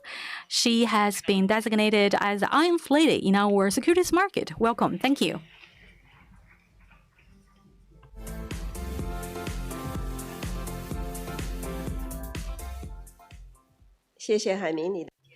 Thank you very much for your kind introduction for me. Hello, everyone, distinguished guests, my distinguished friends, ladies and gentlemen, good morning. So it's my great pleasure to join the Bund Summit 2023. The theme of our session is China and the World, a New Journey. So on this very special occasion, under the context of the theme for our discussion for this Bund Summit 2023, so Hong Kong, efforts to help China to move towards global action. What about our suggestions? Right now, we are already entering into a new stage characterized by the high-quality development. Ever since reform and opening up, China's economic size has been growing by leaps and bounds. So China has already developed itself into the second largest economy in the world. Under the new international context, so China's development is confronted with some challenges. First of all, a lot of focus was being put on the past old model, like infrastructure investment and using export as a driver for economic growth. So that old model ran into some new challenges. We have to restructure our economic mix and to develop new technology and science and technology innovation to cultivate new drivers for our economic growth. But we have to be mindful of the fact that in the foreseeable future, science and technology innovation is going to be characterized by the China and U.S. Relationship in this area. There might be some frictions as well. Currently, you find that in some areas of technology, there are sort of a decoupling between China and the U.S. In such a context, how can we cultivate and incubate the front-leading technology innovation capability? So this is very important for China to march into the new journey for addressing issues related to China and the world, a new journey. So we should proactively promote innovation of an institutional framework. At the same time, we can effectively innovate the financial resources and combine that with the science and technology innovation. So as a result of that, we can provide a much-needed financial arrangement support to finance science and technology innovation and economic growth. So that's the high on our agenda going forward. So we are confronted with unprecedented changes over the past 100 years. Right now, globalization is confronted with a new transformation, of which the modality of globalization is going to be turning towards more regionalization. In some different regions, there are new trends of decoupling. In such a context, so under the paradigm of double circulation, and also the new development paradigm, we have to expand our channels so that we can access the global market for global resource allocation so that we can establish a wide base and a wide range of international collaboration. As a result of that, so we can become more intertwined with the rest of the world. So Hong Kong is at a crucial juncture for China's policy of internal circulation and external circulation. So Hong Kong stands in a good position to further support China to achieve our mutually beneficial double circulation targets in the restructuring of the global value chain. In addition to that, the tackling of the climate change and promotion of sustainable development has become an irreversible trend of a global transformation of our global economy. In this new context, major economies are beefing up their investment. So as a result of that, so they are trying to move towards zero carbon transition. And with that, China has rolled out our double carbon targets, carbon peaking and carbon neutrality. So Hong Kong and Hong Kong exchanges, in the process of financing the need for green financing innovation, we are going to connect domestic and international investors so that together we can promote transition towards low carbon to promote the green technology. In terms of innovation, sustainable development, we can contribute our parts. We have both challenges and opportunities. So as a very uniquely positioned international financial center, so we can fully capitalize on our internationalized global financial hub system, and also by servicing as a bridge and hub, we can help China to achieve a higher quality of development and opening up in the new international context to let our financing arrangement better finance the innovation in green technologies and to promote the internationalization of RMB yuan and also to promote the green transition. So we honorably will undertake responsibility to fulfill the nation call. So to be specific, we need to do the following work to begin with. So we are going to service the high-tech companies throughout their life cycle through different stages to make sure that in Hong Kong, we are going to establish a globally leading, global competitive, and nationwide science and technology financing innovative ecosystem based on the arrangement of like the 20th Party Congress. So we have to create the innovation high ground and connect all the different resources here together and also put together the best minds in the world. We have to better intertwine with the rest of the world and engage in international collaboration. Hong Kong is well positioned to establish itself as a globally competitive financial innovation ecosystem. Not only we can contribute China's improvement of our financial service, science and technology innovation capability, but at the same time, we can help to offset the pressure for sort of decoupling. At the same time, we can use Hong Kong as a hub to attract science and technology resources. Hong Kong can be home to the world standard and the China-based international R&D center. Hong Kong Exchange over the past few years, in terms of financing arrangement for innovative-minded companies, we have innovated our own institutional arrangement.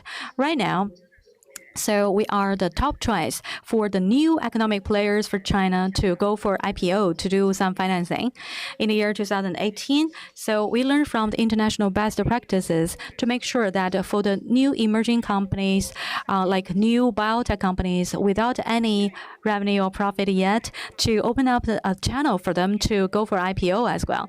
And also we are opening the gate wide open for the Chinese concept stocks who have an IPO aspiration.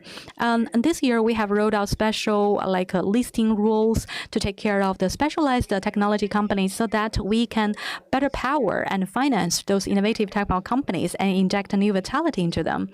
So with the support from our mainland counterpart regulator, so Hong Kong Exchange has been rolling out the connectivity mechanism to make sure that we are going to attract a lot of high-tech international companies to go public listing in Hong Kong.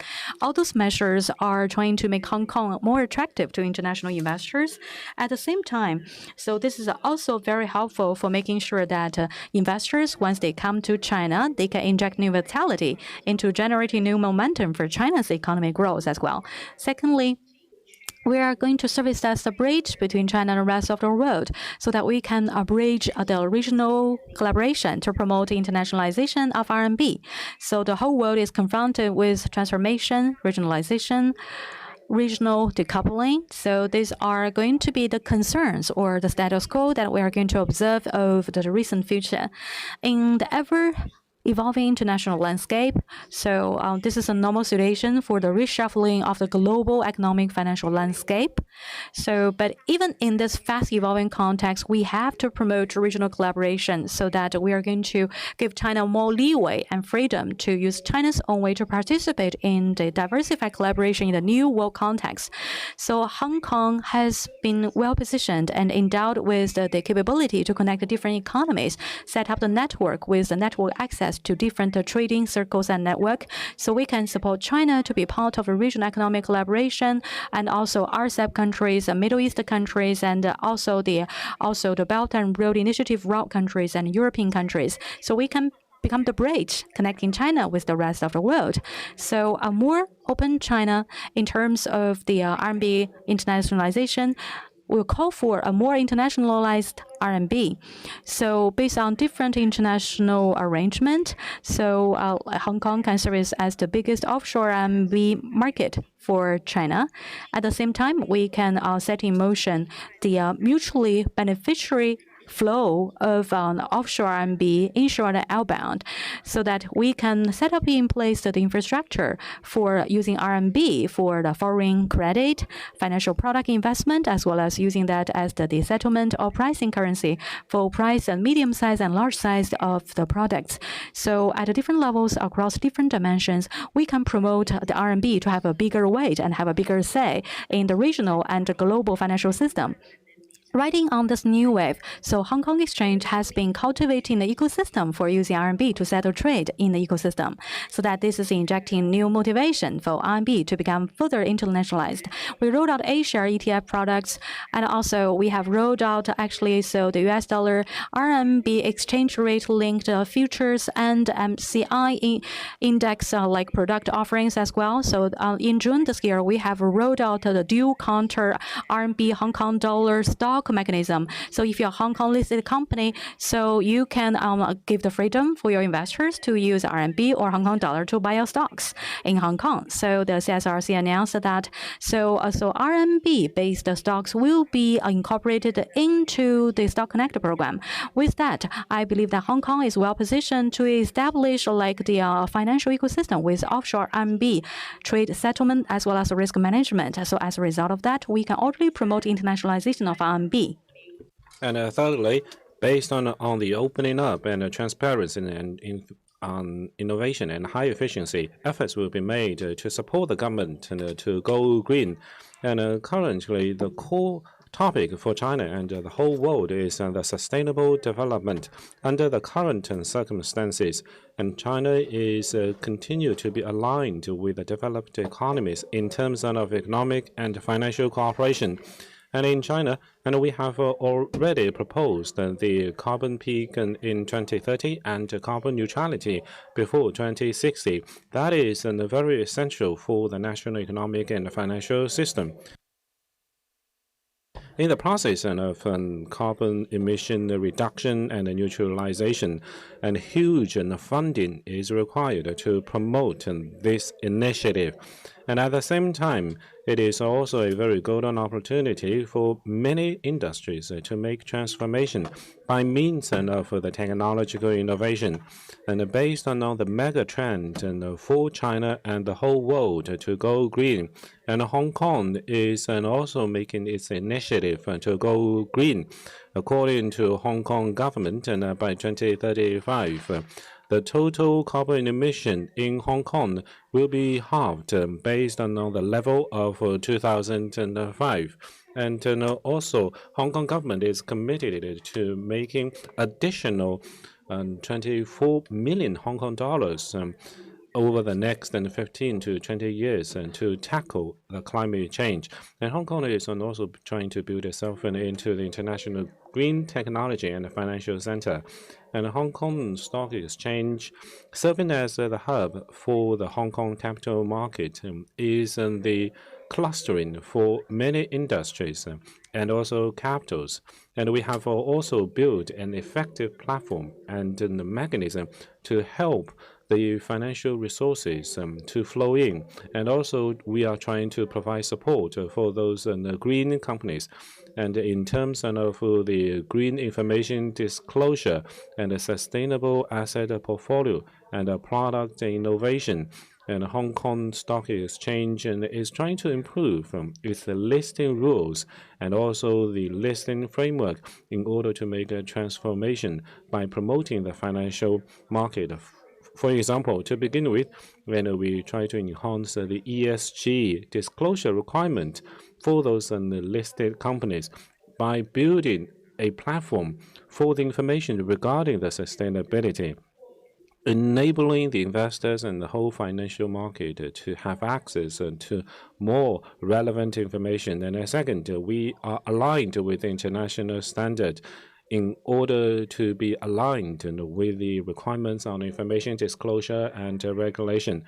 For example, next year we are going to comply with an ISSB requirements, and in order to ensure the consistency with the ISSB requirements, and we're also going to launch a series of listing rules. And thirdly, we are trying to promote the channels for investment and financing for green transformation. And we're also trying to innovate the green investment in the equity market and many new energy vehicle companies and also electric and vehicle companies are listed in Hong Kong. And in the bond market in 2022, and they're all together 75 green, social, and sustainability bonds are listed in Hong Kong and amounting to 22.8 billion Hong Kong dollars. And number 4, efforts will be made to build the international exchange market to improve the pricing mechanism for carbon and assets. Last year in October, we have launched the Hong Kong International Carbon Market, and it is also a very important exchange and platform for the international voluntary carbon credit product and other green instruments. And it is also a very good platform for the pricing of such green products. And distinguished guests, and according to the historical experience, when the world is increasingly divided and more efforts should be made to unite the strengths and the powers from all parties. And Hong Kong is also the corridor for connectivity. And Hong Kong is in a better position to support China's high-quality growth, and especially the innovation of financial services and technologies. Under the new conditions, and Hong Kong will continue to support the national green transformation under the new international context. And we are trying to assist and support the nation to be engaged in the international and the regional cooperation. And we will continue to play our due role as the corridor. I'm convinced that Hong Kong will continue to support China's economic strategic transformation, and we will also become a more competitive and we will also become a more dynamic international financial center going forward. Thank you for your listening.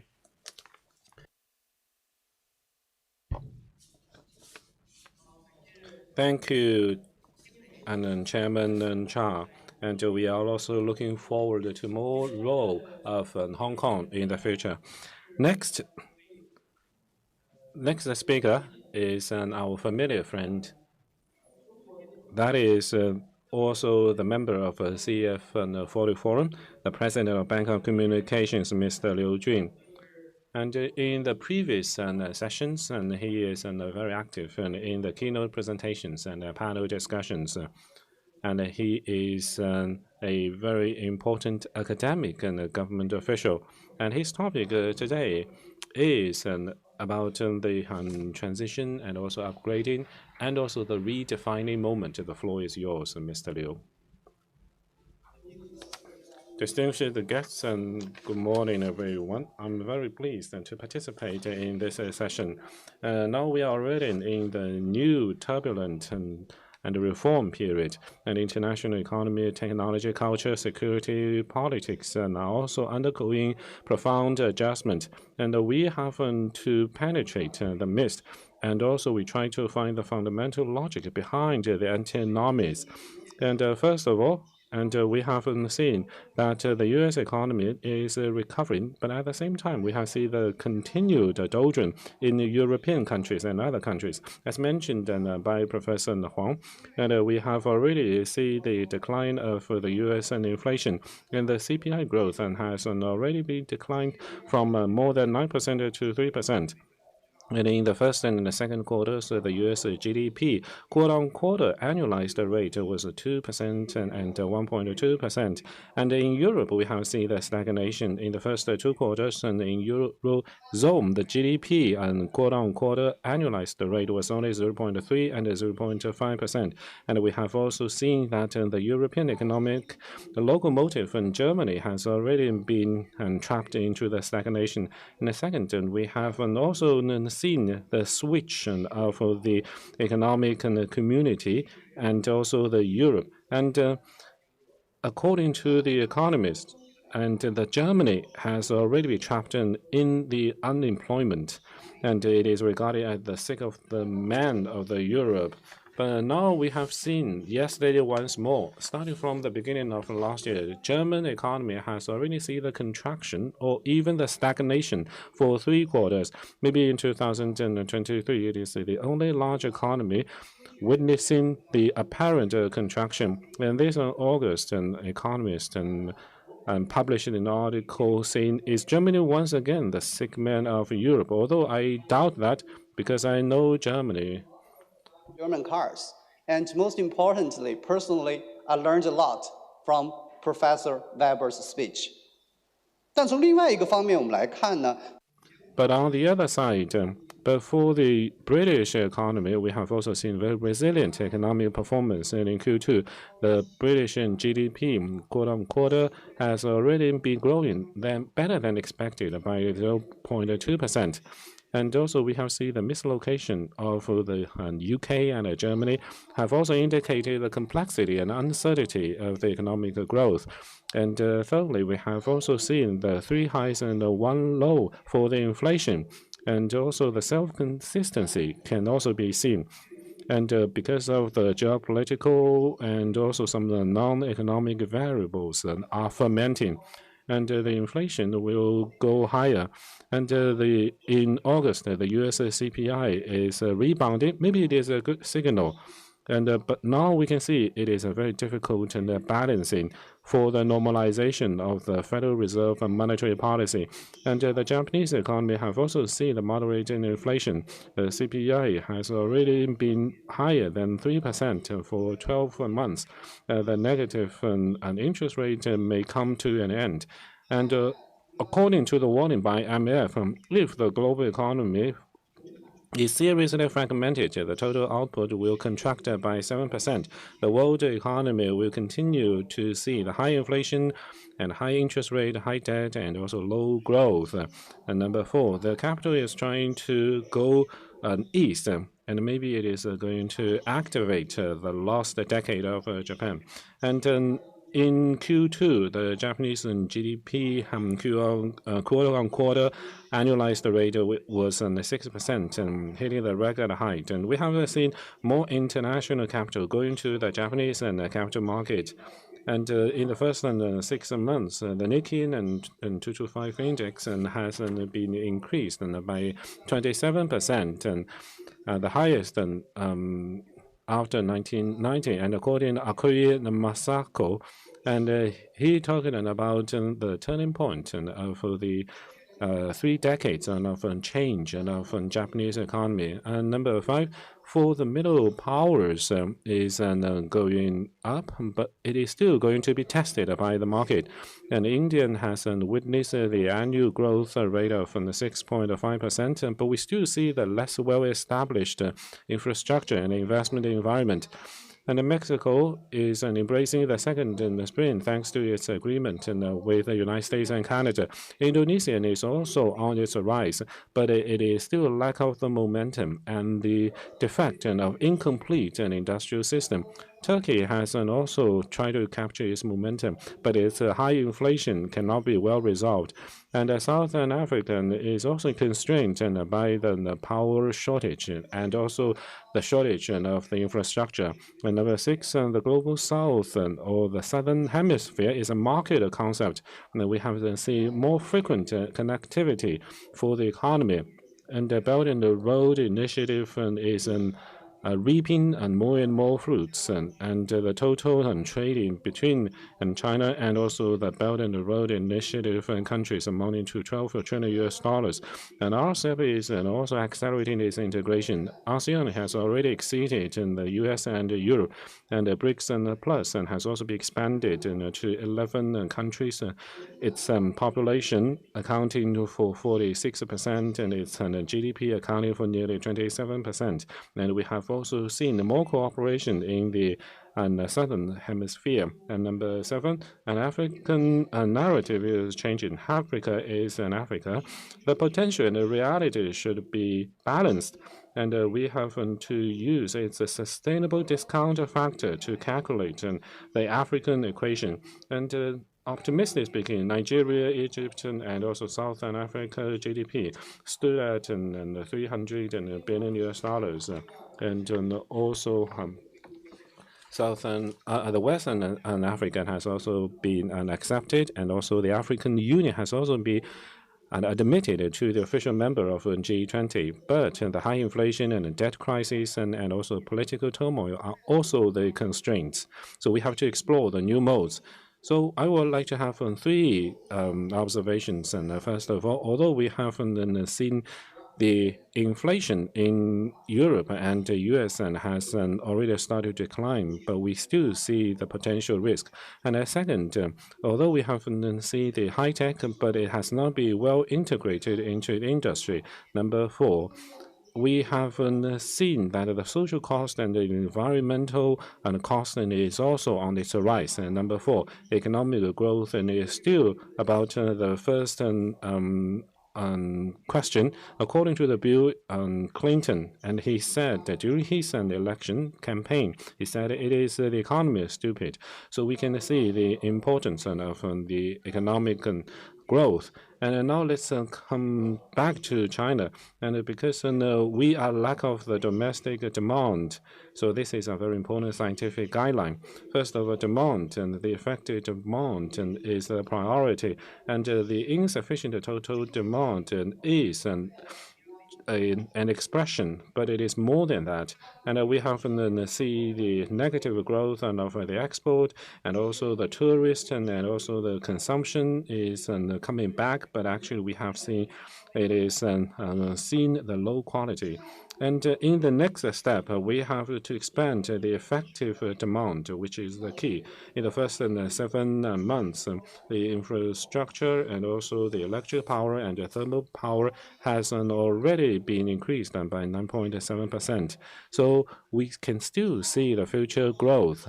And also the innovative and service mode and the new products are also being developed. So we have to duplicate this innovative development mode.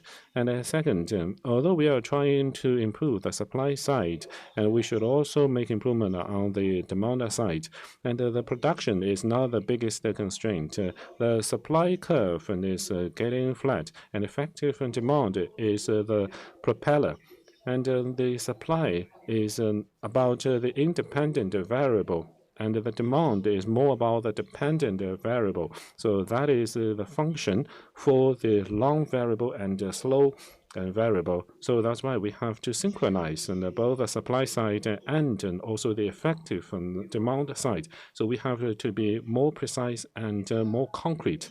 And thirdly, the stabilization is what we need. And since the launch of Lucas Critic, the expectation is a very important variable. So for the market economy, the supply and demand is about the expectation.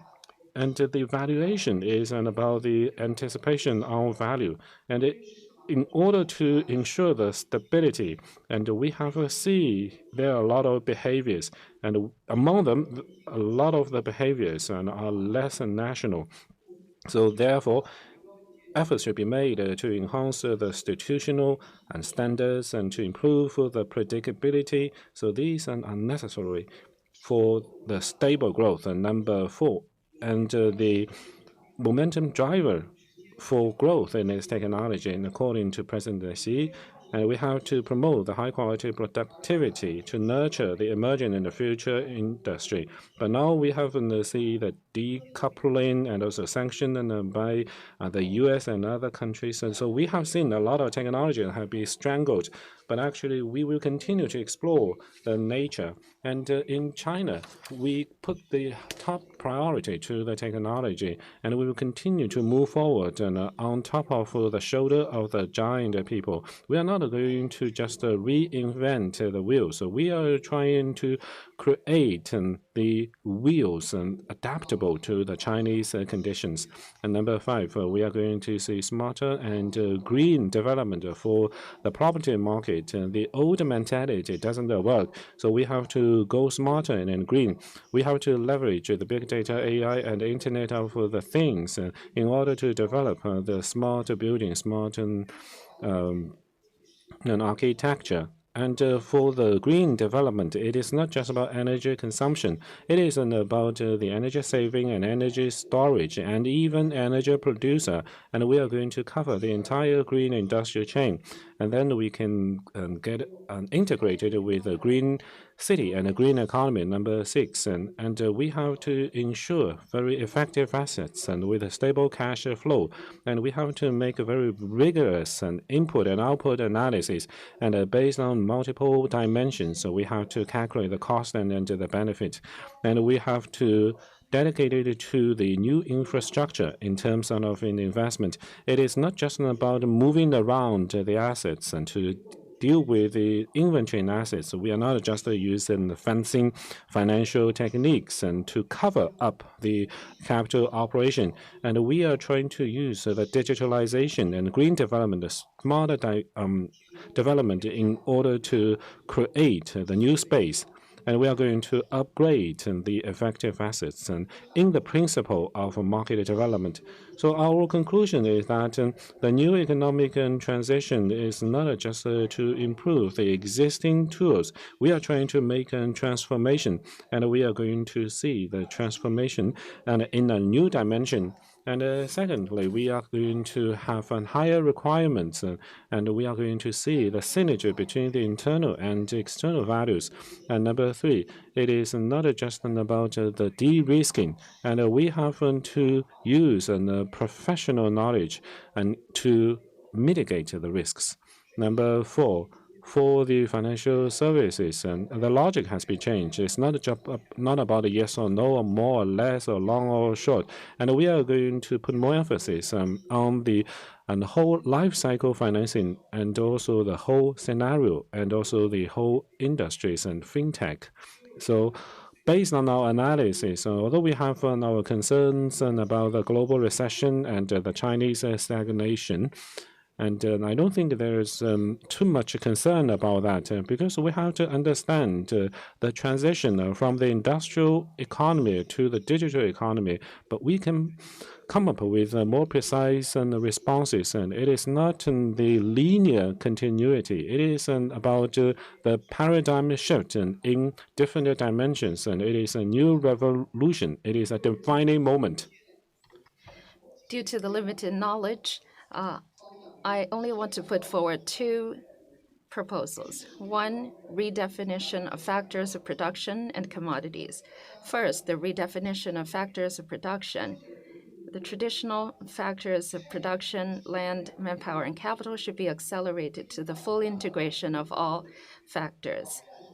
And the decisive role of science and technology has become more and more prominent. ChatGPT exceeded 100 million users in just 2 months, and while it took TikTok 9 months to reach 100 million users. And the speed of technological progress does not defy the Moore's law, but rather reinvigorates it. Nuclear fusion experiments and the unlimited supply of clean, safe, and cheap energy, a breakthrough in quantum computing, will unleash a tremendous amount of power. And commodities traditionally refer to means of production, such as oil, food, iron ore, etc., while public goods mostly refer to non-competitive, non-exclusive public services, such as air, water, carbon, including weather and climate. Essential goods can be further subdivided into controllable and uncontrollable goods. And so the European Union will sign a political agreement on the data bill, highlighting the importance and urgency of a unified system. Direction 2, ChatGPT and generative AI are disruptive innovations. And the technology of the industrial era mainly refers to the tools created and manufactured by human beings. While in the new age, ChatGPT is an extreme convergence of cognitive, judgmental, and decision-making power. And they have taken on the identity of a producer, parallel to us humans. Therefore, the value of ChatGPT, such as affirmative action on data and the ethics on science and technology, are not systems specifically designed for this field alone, but rather a comprehensive application of theories, principles, institutions that are broadly applicable to all activities. So, in conclusion, at this new turning point, traditional concepts, elements, and theoretical categories need to be redefined. And the definition itself is the highest and most complex human intellectual activity, full of risk challenges, while the clarity and accuracy of the concepts and directions are the prerequisites for the effectiveness of such actions. Thank you. So, defining moment. Thank you very much, President Liu.